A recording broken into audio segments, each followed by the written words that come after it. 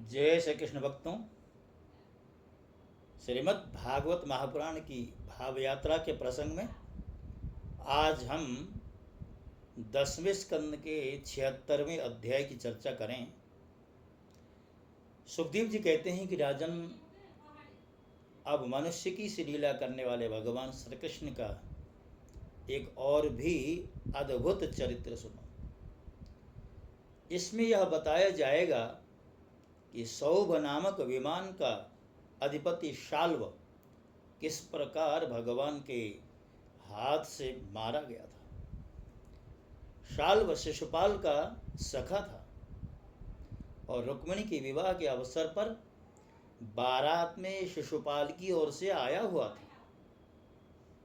उस समय यदुवंशियों ने युद्ध में जरासंध आदि के साथ साथ शाल्व को भी जीत लिया था।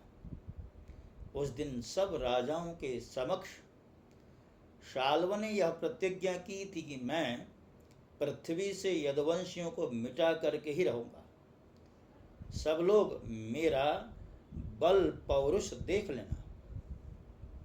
राजन, मूढ़ शाल्व ने इस प्रकार प्रतिज्ञा करके देवाधिदेव भगवान पशुपति की आराधना आरंभ की।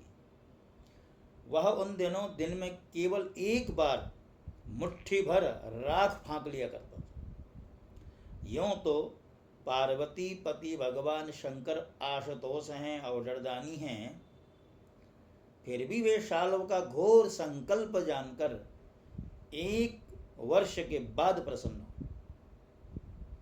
उन्होंने अपने शरणागत शाल्व से वर मांगने को कहा।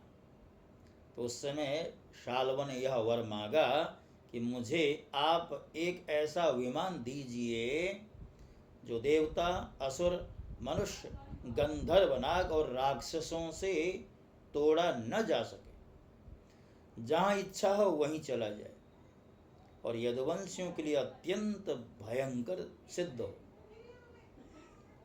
भगवान शंकर ने कह दिया तथास्तु।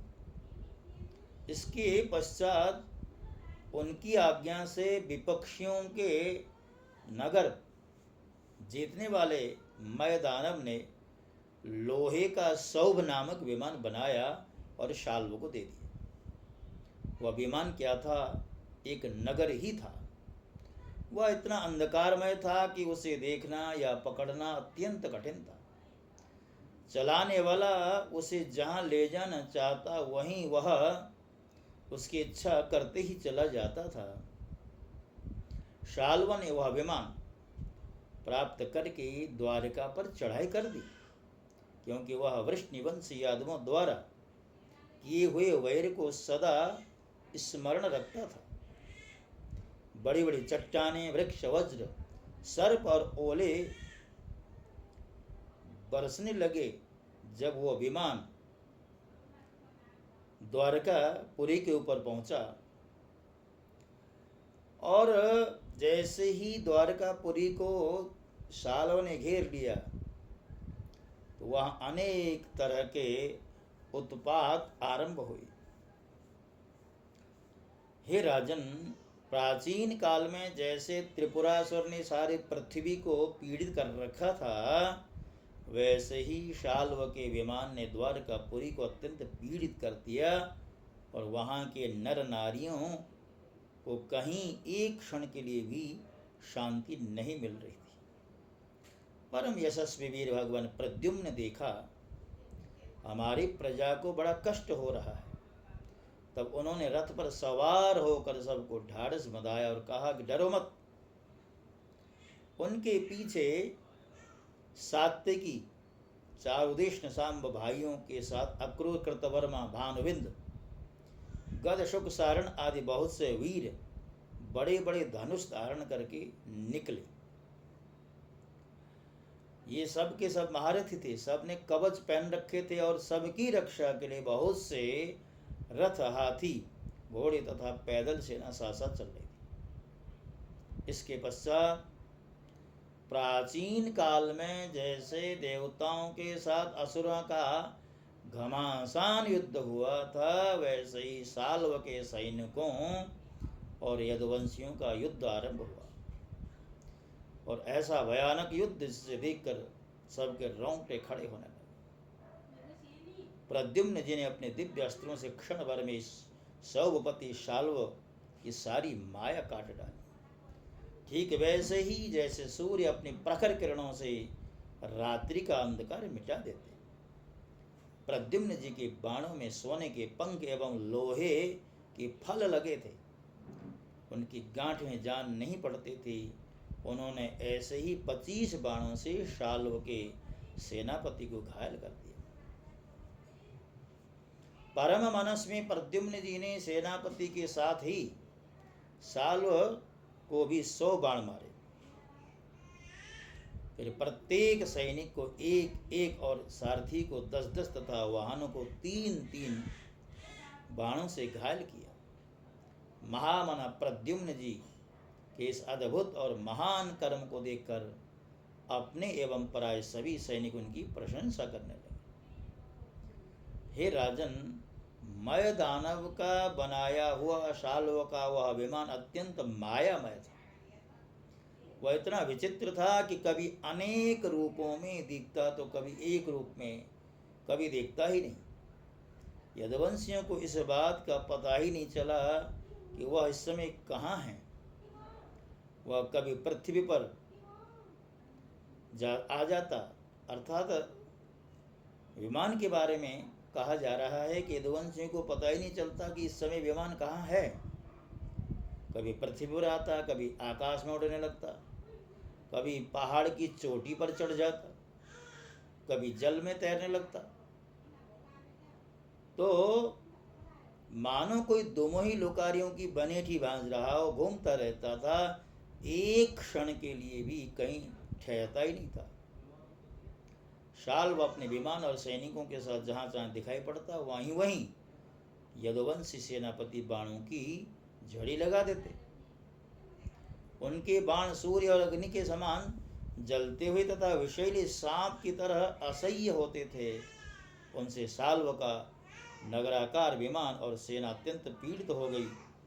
यहाँ तक कि यदुवंशियों के बाणों से शाल्व स्वयं मूर्छित हो गया। हे राजन, शाल्व के सेनापतियों ने भी यदुवंशियों पर खूब शस्त्रों की वर्षा की, जिससे वे अत्यंत पीड़ित थे, परंतु उन्होंने अपना मोर्चा नहीं छोड़ा। वे सोचते थे कि मरेंगे तो परलोक बनेगा और जीतेंगे तो विजय की प्राप्ति हो जाएगी। हे राजन, शाल्व के मंत्री का नाम था द्युमान, जिसे पहले प्रद्युम्न जी ने 25 बाण मारे थे। वह बहुत बड़ी था। उसी ने झपट कर प्रद्युम्न जी पर अपनी फौलादी गदा से बड़े जोर से प्रहार कर दिया और गरजने लगा कि मैंने मार दिया, मार दिया। हे राजन, गदा की चोट से शत्रुदमन प्रद्युम्न जी का वक्षस्थल फट सा गया। दारुक का पुत्र उनका रथ हाँक रहा था। वह सारथी धर्म के अनुसार उन्हें रणभूमि से हटा ले गया। 2 घड़ी में प्रद्युम्न जी की मूर्छा टूटी। तब उन्होंने सारथी से कहा, सारथे, तूने यह बहुत बुरा किया। हाय हाय, तू मुझे रणभूमि से हटा ले आया। हे सूत, हमने ऐसा कभी नहीं सुना कि हमारे वंश का कोई भी वीर कभी रणभूमि छोड़कर अलग हट गया हो। यह कलंक का टीका तो केवल मेरे सिर पर, मेरे माथे पर ही लग गया है। सच सच सूत, तू कायर है, तू नपुंसक है। बतला तो सही, अब मैं अपने बड़े ज्येष्ठ पिता अर्थात ताऊ जी बलराम जी और पिता श्री कृष्ण के सामने जाकर क्या कहूँगा। अब तो सब लोग यही कहेंगे ना कि मैं युद्ध से भाग गया। उनके पूछने पर मैं अपने अनुरूप क्या उत्तर दे सकूँगा। मेरी भाभी हंसती हुई मुझसे साफ साफ पूछेंगे कि कहो वीर, तुम नपुंसक कैसे हो गए? दूसरों ने युद्ध में तुम्हें नीचा कैसे दिखा दिया? अरे सूत, अवश्य ही तुमने मुझे रणभूमि से भगाकर अक्षम्य अपराध किया। सारथी ने कहा, आयुष्मान, मैंने जो कुछ किया है सारथी का धर्म समझ करके ही किया है। हे मेरे समर्थ स्वामी, युद्ध का ऐसा धर्म है कि संकट पड़ने पर सारथी रथी की रक्षा कर ले और रथी सारथी की। इस धर्म को समझते हुए ही मैंने आपको रणभूमि से हटाया है। शत्रु ने आप पर गदा का प्रहार किया था, जिससे आप मूर्छित हो गए थे। आप बड़े संकट में थे, इसी से मुझे ऐसा करना पड़ा। भक्तों, ये जो 76वां अध्याय है, यहाँ इस अध्याय में बस इतना ही प्रसंग दिया गया है। आगे शाल्व का किस प्रकार उद्धार होगा, ये चर्चा 77वें अध्याय में दी गई है।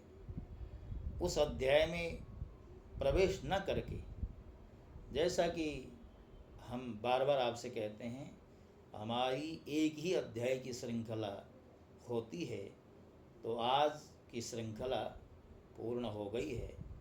और जैसा कि मैं आपसे आरंभ से निवेदन करता रहा हूँ कि हम वेद व्यास जी की जो वाणी है, उस वाणी को भाव रूप में, यथार्थ रूप में, जैसा उन्होंने लिखा है उसी रूप में प्रस्तुत करने का प्रयास करते हैं।